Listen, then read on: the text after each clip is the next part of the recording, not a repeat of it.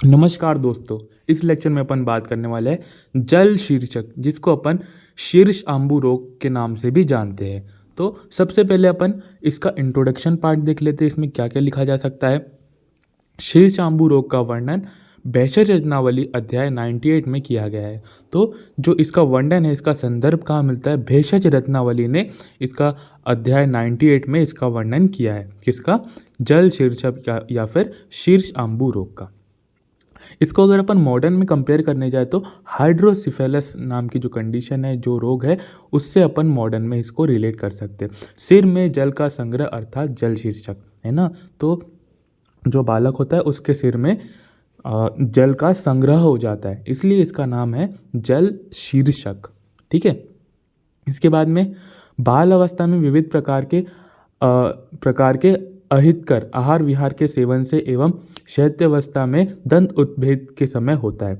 ये कब होता है? ठीक है, ये तो अपन ने पता लगा लिया कि इसका भेषज रत्नावली अध्याय 98 में इसका वर्णन किया गया है। हाइड्रोसिफेलस जैसी कंडीशन से इसको कंपेयर किया जा सकता है। सिर में पानी भरने से इसको जल शीर्षक कहते हैं, है ना। तो ये जो है, ये जब बालक जो रहता है ये अहितकर आहार विहार का सेवन करता है या फिर शैत अवस्था में जब दंत उत्पत्ति होती है, उस समय ये रोग उत्पन्न होता है। इसके निदान देख लो क्या क्या है। धात्री द्वारा अति मद पान करना, है ना। जो अति मद पान है उसके आगे मैंने धात्री लिख के रखा है। तो धात्री अगर अति मद पान कर रही है तो जब उसकी डिलीवरी होगी तो वहाँ पर शीर्ष आंबू रोग होने के बहुत ज़्यादा चांसेस हो सकते हैं। ठीक है। अति शीत जल द्रव सेवन, है ना। जो बहुत ठंडा जल का सेवन करना या फिर असात्म भोजन करना, दुष्ट जल का पान करना, वात दोष से या फिर अभिघात से, है ना। आगंतुक निदान भी यहाँ पर बताए गए हैं।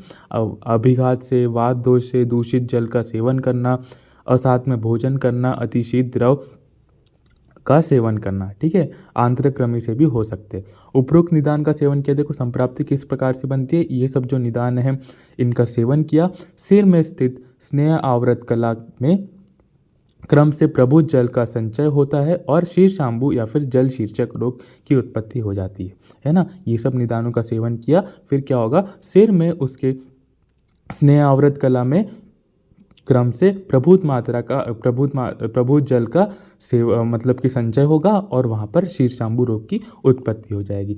इस व्याधि को कृच्छतर साध्य व्याधि कहा गया है। एमसीक्यू का बिल्कुल क्वेश्चन बन सकता है कि निम्नलिखित में से कृच्छतर साध्य व्याधि कौन सी है। तो जल शीर्षक जो है कृच्छतर साध्य व्याधि है। ठीक है। इसके पूर्व रूप में चलते हैं। पूर्व रूप क्या है इसके?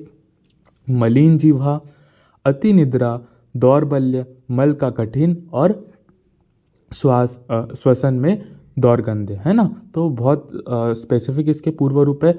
जब वो सांस लेगा तो वहाँ पर दौर्गंध्य देखने को मिलेगी। इसमें मल जो है वो कठिनाई से बाहर आएगा, दौर्बल्यता, अति निद्रा और मलिन जिह्वा देखने को मिलेगी। लक्षण देखते, लक्षण बहुत इंपॉर्टेंट है इसके। लक्षण में सिर में तीव्र वेदना होगी, कृष्ण वर्ण का पुरुष, है ना। तो पूर्व रूप से ही लक्षण मैच कर रहे हैं। कृष्ण वर्ण का पुरुष होगा, इसमें सिर में बहुत वेदना होगी, है ना। तो हाइड्रोसिफेलस है ये कंडीशन, तो यहाँ पर सिर में तो वेदना होगी ही। ठीक है। इसमें अल्प मूत्रता, मूत्र कम आएगा, है ना। बिकॉज वो जो है वाटर कहाँ पर जा रहा है, उसके ब्रेन में अकोमोडेट हो रहा है, तो वहाँ पर अल्प मूत्रता जैसी कंडीशन, है ना। जब रुक्षता वाली कंडीशन आती है तब भी मल जो है वो कृष्ण वर्ण का होने लगता है ना। तो जो मल है वो कृष्ण वर्ण का होगा, अल्पमूत्रता। और कर्ण तथा नेत्रों में तीक्ष्णता और सोते समय दंत घर्षण, वात दोष के कारण हुआ है तो वहाँ पर दंतों का घर्षण करेगा वो सोते समय। इसके साथ साथ ओष्ठ में कंडू होगा इसके, है ना। जो होठ होगे वहाँ पर कंडू होगा। इसके बाद में इसकी चिकित्सा पर चलते हैं। बहुत इंपॉर्टेंट है इसकी चिकित्सा सिद्धांत क्या है इसके देखते हैं। शीर्षांबु रोग में विरेचन, मूत्रल एवं रक्त दोष हर चिकित्सा करनी है ना। तो ऐसे ड्रग्स का यूज़ करना है अपन को जो कि विरेचन करवा दे, है ना, विरेचन करा दे और मूत्रल एवं रक्त दोष हर चिकित्सा करनी है ना। इसके बाद में सिर का मुंडन करा के उष्ण वस्त्र से आच्छादित करे। इसके बाद में रोगी को बार बार नारियल तेल का पान कराए और अल्प मात्रा में रस चूर्ण का सेवन कराए, है ना।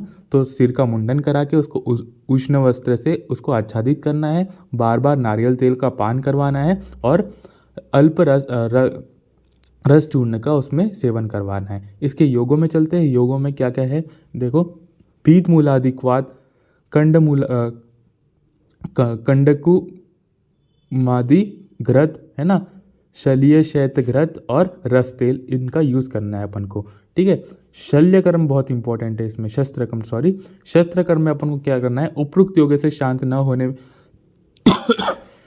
न मिलने पर त्रिकुर्च नामक शस्त्र से जल का निर्हरण करना है। तो बहुत इंपॉर्टेंट है यहाँ पर जो है अपन को जल का निर्हरण कौन से यंत्र से करना है।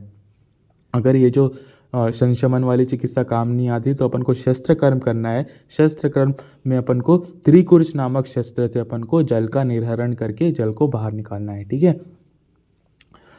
पथ्य क्या है इसमें, पुष्टिकर, शीघ्र पाकी, पान एवं अन्न, है ना। तो जो जल्दी से पच जाए, जो न्यूट्रिशियस है ना, पुष्टिकर हो, पौष्टिक हो, ऐसा अन्न का सेवन करवाना है उसको। ठीक है। ठीक है, ये हो गया अपना पूरा, ये अपन ने यहाँ पर कंप्लीट कर लिया है। नेक्स्ट लेक्चर में अपन इसका मॉडर्न एस्पेक्ट देखेंगे। धन्यवाद।